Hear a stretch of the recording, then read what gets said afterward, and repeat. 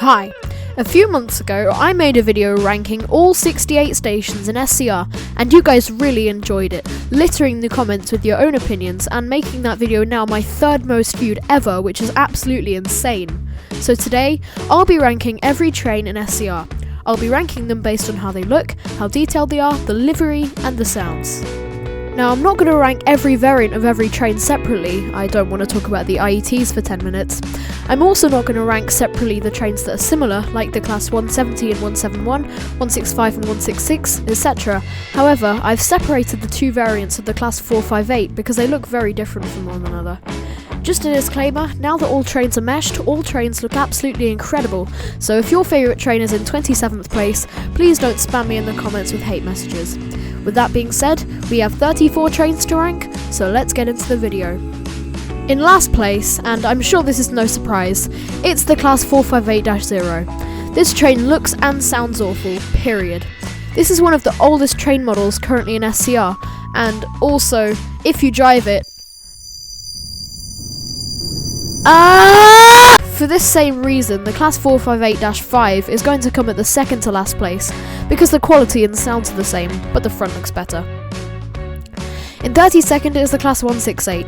To be honest, I think there are a lot of people watching this video that had no idea this train was even in SCR. It was quietly added in version 1.7.4, now being the oldest purchasable train model still in SCR. For some reason, it wasn't remeshed in 2.0 along with the other Turbo Stars, even though its interior was basically the same as the 170, so the 168 is much worse than the other trains. In 31st is the class 717, from version 1.8.2, so still a relatively old model. I just don't really like Zero City trains, and this train also has a substantial disadvantage.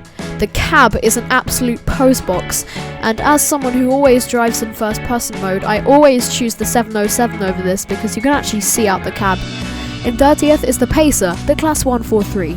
This train, like the others this low on the list, just doesn't fit with SCR's standards nowadays, and I wouldn't be surprised if this one is next on the list of remeshes. The class 730 is in 29th. Believe it or not, it's also from 1.8, and the detail has fallen behind others.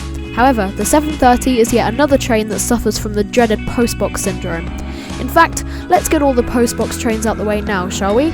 28th, class 350, just at a 0, not the best to begin with. Interior is basically the same as other trains, so it's bad. 27th, class 444, same as the 350 but with longer carriages, can't do as many routes and suffers from postbox cab, but at least has alright sounds and can do the same routes as the 68. In 26th, the 185, another D0, whoop-de-doo. The front looks very off, but the interior is just the average, at least there's no postbox. 25th, 360, does not belong on Connect. Besides, it's just a 350 with the cab of a 185. 24th, 380. At least it's a unique D0 from 1.8 as well, and it's one of my favourite D0s if it wasn't for postbox cab again. The 333 and 332 are in 23rd. They're very old models, which I liked back in the day and hold up relatively well, but the detail is not nearly as good as other trains. The 720 is 22nd. Repeat exactly what I said about the 730, except this one doesn't have a postbox cab, so it's actually bearable to drive. And now, at 21st, we have the 707. It's at a Zero City. Do I really have to say anything more? Okay, now on to the trains that I actually care about. All the trains from here on out are trains that I actually might want to drive, and almost all of the ones from those 2023 1.10 patches and the 2.0 update, so in other words, very detailed. It goes without saying that all of these trains are extremely detailed, so for these I'll only really be pointing out the negatives to stand each train apart from one another. The 365 is in 20th. These sounds are pathetic to say the least. This train isn't my favourite in real life, where amount of detail doesn't apply, so despite being the same standard as other trains from its time, I don't like it as much. The class 195/331 is in 19th, and although being the oldest train left on the list, I really like the cab, and the interior design of the train, making it a train which I like to drive on a lot, even if it's not as detailed as the others. In 18th, we have the class 397. I can't really put my finger on why I don't really like this train as much, but I just don't really like it. Of course, it's still an amazing model, but why is there a double variant of this train? On both Express and Airlink too? In what country does the class 397 operate in double in real life? What an odd choice.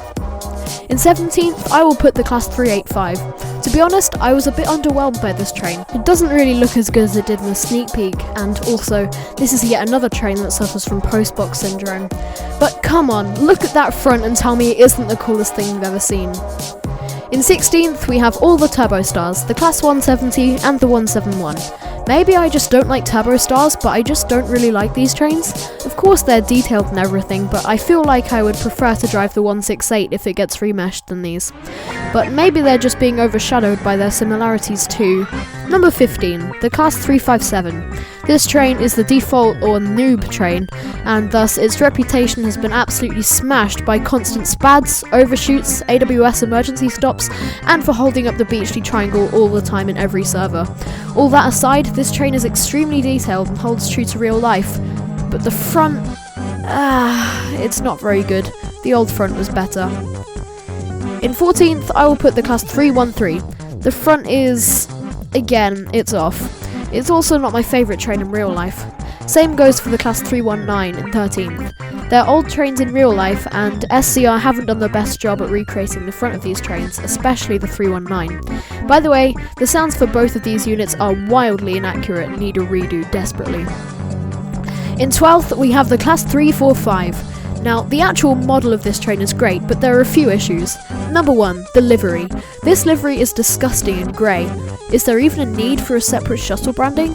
Number 2, the price compared to the product. This train costs 4,500 points, only to provide you with one whole route. One route! That's so dumb. Also, in order to buy 4,500 points, you need to pay at least 500 Robux, which is half the price of the entire Longer Trains Game Pass, with 15 longer trains in it, and people already think that's expensive. This train doesn't even have the notability of being the longest train in the game anymore because of that Longer Trains Pass. Aside from all that, the model is great, which is why it's still at number 12. Because all the trains from this point forth are basically on the same level of quality, I'll have to rank them based on how much I like the trains in real life, plus the sounds of course.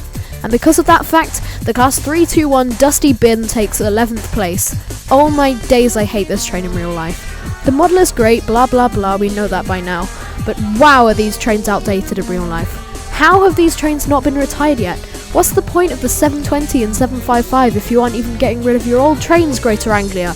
The 720 isn't even much better with these stupid seats as hard as my coffee table. So they had the money to brand each seat grey and red, but not to make the sitting experience any better. I now realise that I'm supposed to be talking about the Class 321 in SCR, but instead I'm ranting about the 720 on Greater Anglia. Let's just move on to the next train. The 165/166 takes 10th place. I don't really know about this train. It's fine. Not really any additional pros or cons to talk about here. It's just another amazingly modelled mesh train. Same goes for the Class 158. These two are basically the same, but I just feel that the 158 is modelled a bit more accurately. In 8th is the Electrostars. Okay, not all the Electrostars, just the Electrostars that matter. The 377, 387 and 379 are a group of basically identical trains that are on Connect, Airlink and Waterline respectively. These were the first trains to be remeshed, and oh my goodness are they detailed. SCR stepped up their game with the models between 1.9.1 and 1.9.2. Also, in the south of England, the Electrostars absolutely dominate the railways absolutely everywhere. In 7th, we have the HST, I guess? Oh man, these are harder to rank than the stations. Oh yeah, I forgot, the 156 sucks in real life! Okay, the 156 is nice in SCR, but if you were ever on a 2-car 156 for 2 hours from Barrow in Furness to Carlisle, you would know how awful they are in real life. Which furry at Northern thought that putting these pathetic walkers on these long distance routes was acceptable? There are routes that take up most of the day going across the north of England. Who wants to travel from Settle to Newcastle on seats almost as bad as the Adventurers? Or worse, to Zero Cities. Now, who to put next, I wonder? Okay, the 390 looks bad.